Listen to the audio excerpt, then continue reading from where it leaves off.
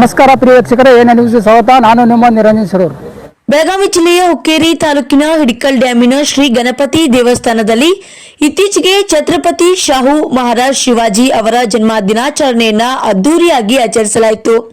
ಈ ಶುಭ ಸಂದರ್ಭದಲ್ಲಿ ಖ್ಯಾತ ಹೋಟೆಲ್ ಉದ್ಯಮಿ ಶ್ರೀ ಗಣೇಶ್ ಪೂಜಾರಿರವರು ಮಾತನಾಡಿ, ಎಲ್ಲ ಸಮುದಾಯದವರು ಎಲ್ಲ ಮಹನೀಯರ ಜಯಂತಿಗಳನ್ನ ಅರ್ಥಪೂರ್ಣವಾಗಿ ಆಚರಿಸಿದಾಗ ಮಾತ್ರ ಭಾರತದಲ್ಲಿ ಹಿಂದೂ ಧರ್ಮವನ್ನ ಹೆಮ್ಮರವಾಗಿ ಬೆಳೆಸಲು ಸಾಧ್ಯ ಎಂದು ತಮ್ಮ ಆಶಯ ನುಡಿಯನ್ನ ವ್ಯಕ್ತಪಡಿಸಿದರು.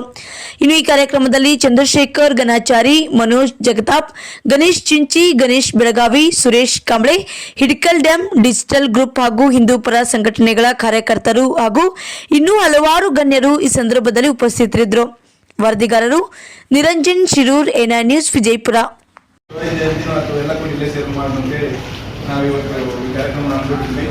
ಆ ರೀತಿ ನಮ್ಮಲ್ಲಿ ಏನಾಗಿದೆ ಅಂತ ಹೇಳಿದ್ರೆ, ಒಂದೊಂದು ಜಯಂತಿ ಮಹಾನ್ ಪುರುಷ ಜಯಂತಿನ ಮರಾಠಿಗೆ ಅರ್ಥ ಮಾಡಲಿ ಅನ್ನೋದು ನಮ್ಮ ಉದ್ದೇಶ.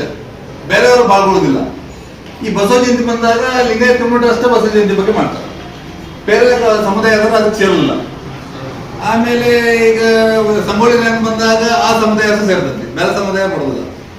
ಆದ್ರೆ ಆ ಮಹಾನ್ ವ್ಯಕ್ತಿಗಳು ಆ ಸಮುದಾಯಕ್ಕೆ ಅಷ್ಟೇ ಒಳ್ಳೇದು ಮಾಡಿಲ್ಲ, ಅವರು ಇಡೀ ರಾಷ್ಟ್ರಕ್ಕೆ ಮಾಡಿದ್ದಾರೆ. ಶಿವಾಜಿ ಅವರು ಸಮುದಾಯ ಬಗ್ಗೆ ಹೋರಾಟ ಮಾಡಲಿಲ್ಲ, ಅವರು ಇಡೀ ದೇಶಕ್ಕಾಗಿ ಹೋರಾಟ ಮಾಡಿದ್ದಾರೆ.